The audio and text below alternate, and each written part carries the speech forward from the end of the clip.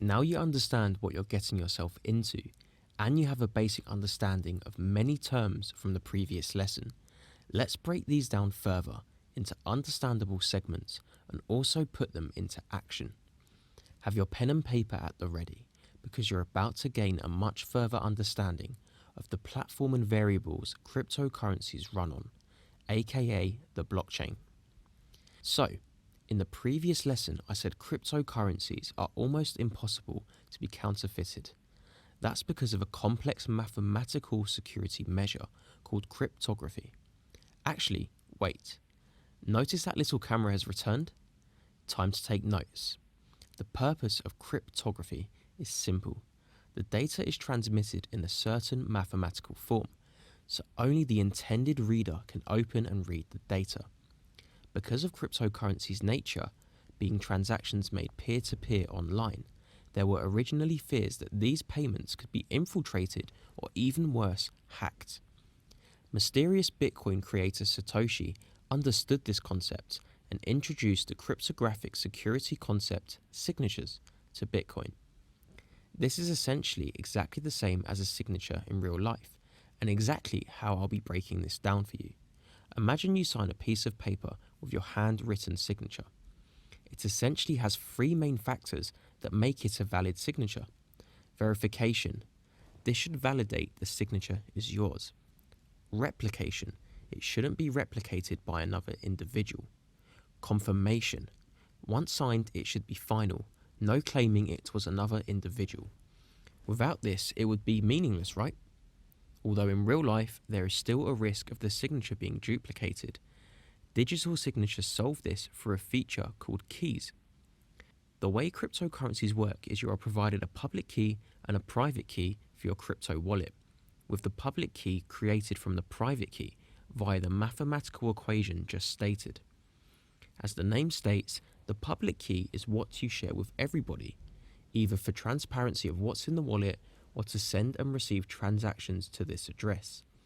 The public key will never technically be linked to your personal details unless you add that information yourself.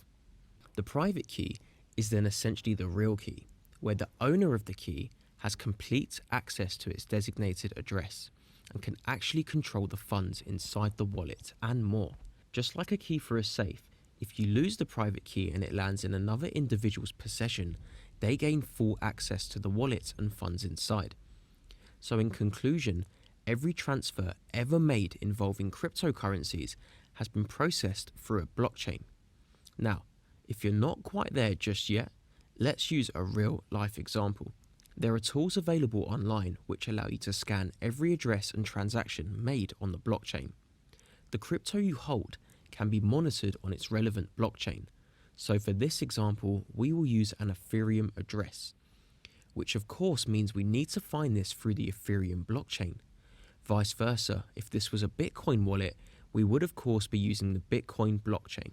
By using a site called Etherscan, you can search addresses, transaction IDs, and even specific blocks. So with this Ethereum address being the public key for you all to see, we will enter this into the search bar. Immediately, the entire wallet details are brought up, including F balance, F value, a number of transactions made from this address. Scrolling down, you can see this further in depth. With every address, the Ether was sent to and from. The block the transaction was verified on. Amount of Ether sent. The transaction fee paid for the transaction. If you click on the TX hash, you can see each specific transaction's full breakdown. Noticeably the value of the transaction, which is the current value, but if I simply click on it, we can now see the value at the time of sending. If you haven't already realized, it's almost impossible to identify the owner of this wallet because there is no name or single detail identifying this to a certain individual.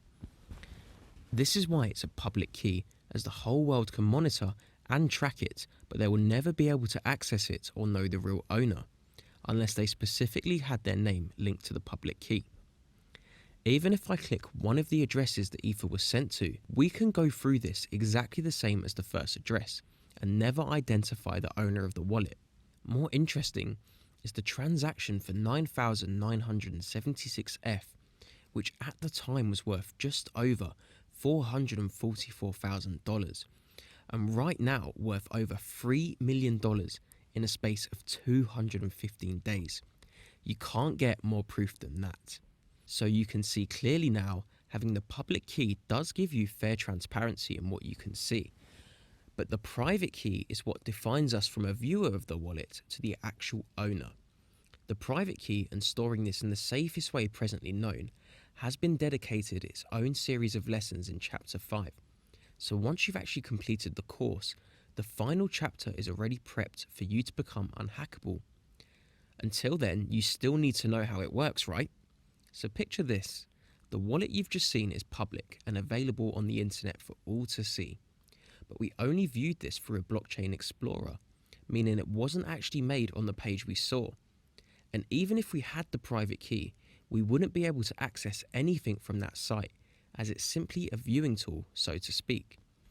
That means this wallet had to have been created somewhere, and as I previously mentioned, the public key we are looking at is actually the result of a mathematical equation based off the creation of the private key. So whatever app, software or place this private key was created is where we can access the public key wallet and its contents, the same way our online banking portal or PayPal has a password, which would only work specifically for that bank or platform. Your private key won't work unless it's on the relevant platform too. This is overall the foundation that makes up cryptocurrencies and their purpose. You can see from these security measures and full transparency of the blockchain why this technology is being developed for the largest corporations in the world. You want to know the best part? This technology will eventually become a standard of society, just like the internet and programming languages used today to create apps and websites. Even better, it will not be fully integrated into society for at least another 5 to 10 years. Your head start is here right now.